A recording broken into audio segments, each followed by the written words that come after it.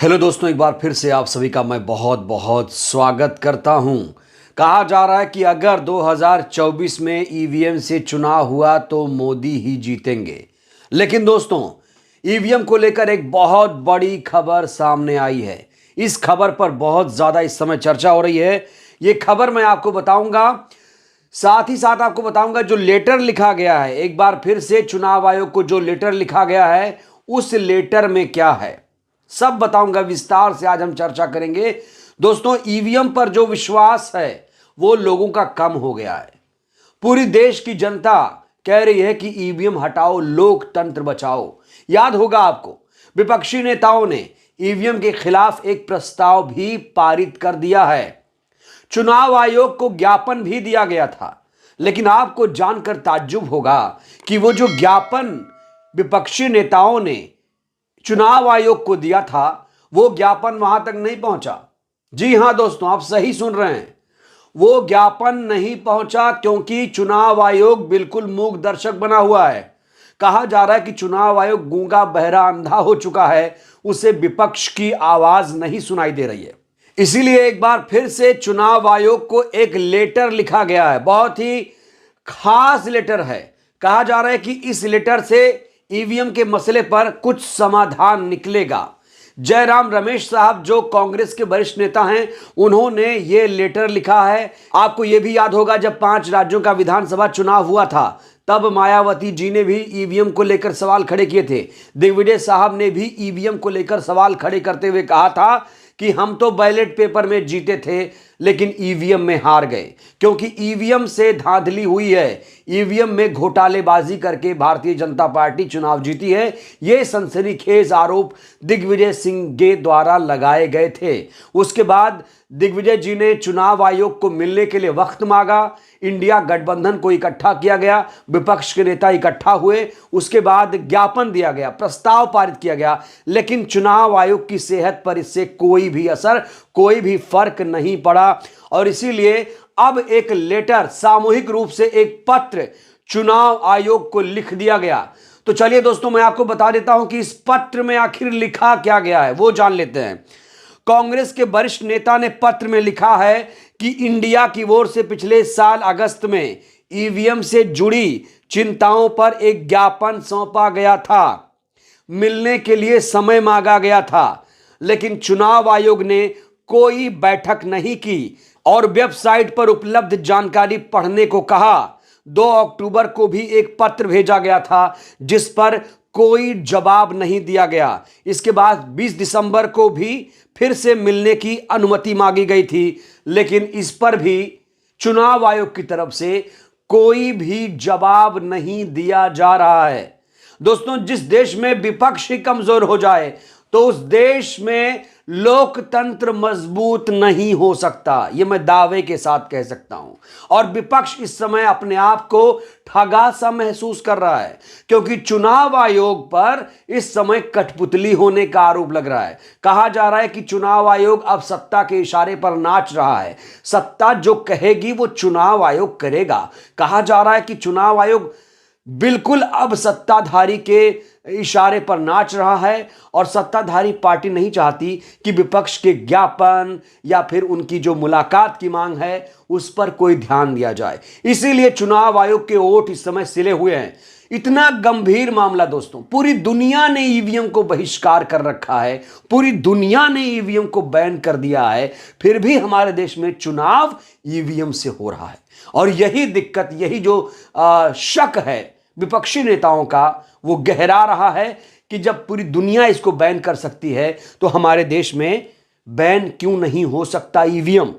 सोचिए दोस्तों, पिछले साल अगस्त में ज्ञापन सौंपा गया था, मिलने के लिए वक्त मांगा गया था, लेकिन चुनाव आयोग ने इन मसलों को नहीं सुना, इस पर कोई भी ध्यान नहीं दिया। दोस्तों, इस चिट्ठी में आगे क्या लिखा है जरा सुनिएगा। कहा है कि सबसे पहले 9 अगस्त को ईसीआई को इस संबंध में ज्ञापन सौंपा गया था। इसके बाद 10, 16, 18 और 23 अगस्त को चुनाव आयोग के साथ मुलाकात की मांग की गई थी। इस चिट्ठी में इस बात का भी जिक्र है कि 23 अगस्त को चुनाव आयोग ने ज्ञापन का जवाब दिया और जन प्रतिनिधित्व कानून के तहत ईवीएम की कानून वैधता की बात कही। साथ ही ईवीएम से जुड़े सुप्रीम कोर्ट और हाई कोर्ट्स के फैसलों का जिक्र किया। हालांकि इंडिया गठबंधन यानी विपक्ष के पैनल की मुलाकात का अनुरोध नहीं माना। तो चुनाव आयोग दलील क्या दे रहा है? चुनाव आयोग इस समय दलील दे रहा है कि जो ईवीएम है उसमें पारदर्शिता है। दोस्तों, क्या आप ये मानेंगे कि ईवीएम में पारदर्शिता है? क्या आप लोग चुनाव आयोग के जवाब से सहमत हैं? उसके फैसले से, उसके आदेशों से सहमत हैं? जिस तरीके से वो कह रहा है कि ईवीएम से पारदर्शिता आ जाती है, जल्दी से चुनाव हो जाते हैं, रिजल्ट आ जाते हैं, क्या आपको लगता है वाकई ऐसा है? क्या विपक्ष यहां झूठ बोल रहा है? विपक्ष के किसी भी ज्ञापन का जवाब नहीं दिया गया है और बार बार विपक्ष यही कह रहा है कि लगातार उनकी कोशिश है कि चुनाव आयोग उनसे मुलाकात करे, लेकिन अभी तक चुनाव आयोग ने मिलने के लिए समय नहीं दिया। सोचिए, मिलने तक का समय नहीं दिया जा रहा है। एक बात आपको यहां पर और याद दिलाना चाहूंगा, अब चुनाव आयुक्त की नियुक्ति को लेकर कानून बन चुका है। अब चुनाव आयुक्त की नियुक्ति सरकार करेगी। जिसे चाहेगी सरकार उसे चुनाव आयोग का मुखिया बना देगी।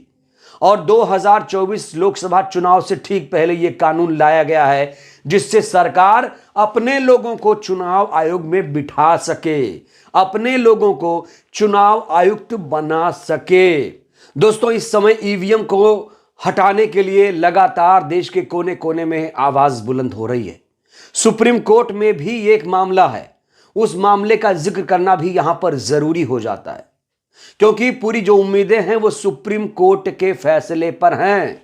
तो दोस्तों, यहां पर बड़ा सवाल यह है कि सीजेआई चंद्रचूड़ साहब क्या ईवीएम को लेकर कोई सख्त फैसला सुनाएंगे? क्या 2024 चुनाव से पहले, आचार संहिता लगने से पहले कोई फैसला सुनाया जाएगा? क्योंकि देश की जनता अब ईवीएम का खुले तौर पर विरोध कर रही है। विपक्ष के नेता जिस तरीके से चुनाव आयोग से मिलने के लिए समय मांग रहे हैं, क्या उस पर कोई आदेश, कोई निर्देश सुप्रीम कोर्ट देगा? क्या चुनाव आयोग को कोई फटकार लगाई जाएगी? क्योंकि यह मामला बहुत ज्यादा संवेदनशील है। दोस्तों, एक और आपको आंकड़ा देना चाहूंगा। मैंने कई सुप्रीम कोर्ट के वकीलों से बात की तो पता चला कि हर महीने ईवीएम को लेकर याचिकाएं, पिटीशन सुप्रीम कोर्ट में आती हैं, लेकिन हर याचिका एक्सेप्ट नहीं होती है। एक याचिका जिससे पूरे देश को उम्मीदें हैं वो है एडीआर की याचिका, एसोसिएशन फॉर डेमोक्रेटिक रिफॉर्म की याचिका है, जहां पर वीवीपैट के पर्चियों की 100% काउंटिंग की बात कही जा रही है। लेकिन इस पर भी अभी सुनवाई शुरू नहीं हो पाई है। जनवरी का महीना शुरू हो चुका है, कहा तो जा रहा था कि नवंबर दिसंबर में सुनवाई शुरू हो जाएगी, कोई निर्देश, कोई आदेश आ जाएगा, लेकिन अभी तक इसको लेकर कोई भी सुनवाई शुरू नहीं हो पाई है। तो इसीलिए चिंता की बात है। चिंता की बात यह है कि विपक्ष हो या देश की जनता हो, वो ईवीएम को ढोना नहीं चाहती है। वो बैलेट पेपर से चुनाव कराने की मांग कर रही है, जद्दोजहद कर रही है। अब तो माहौल इतना बदल गया है कि देश के कोने कोने में ईवीएम को लेकर धरना, प्रदर्शन, आंदोलन भी शुरू हो चुका है। देश की जनता खासतौर से आक्रोशित है। विपक्ष कह रहा है कि बीजेपी को कोई वोट नहीं देता है तो बीजेपी जीत कैसे जाती है? यह भी एक सोचने वाली बात है। विपक्ष ये लगातार आरोप लगाता रहा है कि जो मोदी हैं वो ईवीएम से ही जीतते हैं, ईवीएम में धांधली करके जीतते हैं। और इसीलिए अब पूरा विपक्ष इस समय एकजुट हो चुका है। दोस्तों, हर रोज ईवीएम को लेकर बैठकें हो रही हैं, हर रोज ईवीएम को लेकर पीसी हो रही है, बयानबाजी भी हो रही है, लेकिन कोई सामूहिक आंदोलन अभी नजर नहीं आ रहा है मुझे। बड़ा सवाल कि जो इंडिया गठबंधन के नेता हैं या विपक्ष के नेता हैं वो सिर्फ बयानबाजी ही करेंगे, आरोप प्रत्यारोप ही लगाते रहेंगे, या सामूहिक रूप से सड़क पर उतरकर वो कोई आंदोलन, कोई प्रदर्शन भी करेंगे? क्योंकि अगर आप अलग अलग बोल के निकल जाएंगे तो इस मामले में कोई हल निकलने वाला है नहीं। लोग आपको गंभीरता से नहीं लेंगे। अगर वाकई ईवीएम के मुद्दे पर विपक्ष गंभीर है तो उसे मैं कहता हूं कि वो सड़क पर उतर कर दिखाए, एकजुट होकर दिखाए, आंदोलन, कोई बड़ा आंदोलन करके दिखाए। अन्ना ने आंदोलन किया था, याद होगा आपको। तो क्या अन्ना की तरह एक ईवीएम पर आंदोलन नहीं हो सकता है? क्या विपक्ष में अब कोई अन्ना नहीं बचा है जो ईवीएम के खिलाफ आंदोलन करके दिखाए? या ईवीएम पर सिर्फ सवाल ही शक ही होते रहेंगे? बड़ा सवाल यही है कि विपक्ष एकजुट कब होगा इस गंभीर मामले पर। और यहां पर एक बड़ा सवाल और कि सुप्रीम कोर्ट, जिससे पूरे देश की उम्मीदें हैं, सुप्रीम कोर्ट आखिर ईवीएम को लेकर कब कोई बड़ा फैसला सुनाएगा? देश की जनता इस पर इंतजार कर रही है। तो दोस्तों, ये जो पत्र लिखा गया है, ये पत्र अब सार्वजनिक कर दिया गया है। आरोप लगाए गए चुनाव आयोग के ऊपर कि चुनाव आयोग हमारी बात नहीं सुन रहा है। सोचिए, हम देश के सबसे बड़े लोकतंत्र हैं, विपक्ष की आवाज को यहां पर दबाया जा रहा है। चुनाव आयोग उनके ज्ञापन को नहीं ले रहा है, उनसे मिलने के लिए समय उन्हें नहीं दे रहा है। तो इसे क्या माना जाए? देश में लोकतंत्र मजबूत है? आप क्या सोचते हैं? दोस्तों, कुछ महीने के बाद देश में लोकसभा का चुनाव होने वाला है। आपको क्या लगता है, चुनाव किससे होना चाहिए, ईवीएम से या बैलेट पेपर से? अपनी अपनी राय आप लोग जरूर दीजिएगा, हमें आपकी राय का इंतजार रहेगा। तो वीडियो को ज्यादा से ज्यादा लाइक करिए, नए हैं तो चैनल को सब्सक्राइब करिए, वीडियो को जन जन तक पहुंचाइए जिससे देश की जनता जागरूक हो। बहुत बहुत धन्यवाद, शुक्रिया।